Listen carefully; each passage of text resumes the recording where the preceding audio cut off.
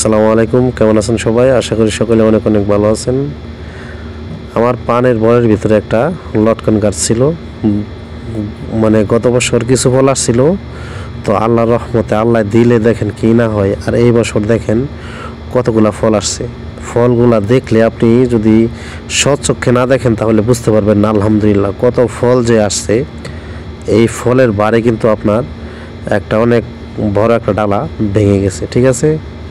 মানে এত পরিমাণ ফল আসছে যা বলার বাহিরে। এই যে দেখতে পাচ্ছেন এই ডালটা কিন্তু ভেঙে গেছে শুধু ফলের বারে। দেখেন কত কত ফল, ঠিক আছে, ফলের কোনো অভাব নেই। এই যে ডালটা উপর থেকে ভেঙে গেছে, বৃষ্টি নেই, ঝড় নেই, কোনো কিছু নেই, জাস্ট শুধু ফলের বারেই ভেঙে গেছে। দেখতে পাচ্ছেন এত পরিমাণ ফল আল্লাহ এই গাছটার মধ্যে দিয়েছে।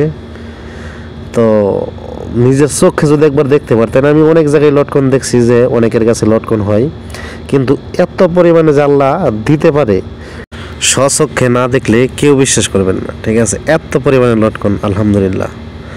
ইনশাল্লাহ আশা করি সামনের বছর, ঠিক আছে, আর অনেক বেশি হবে।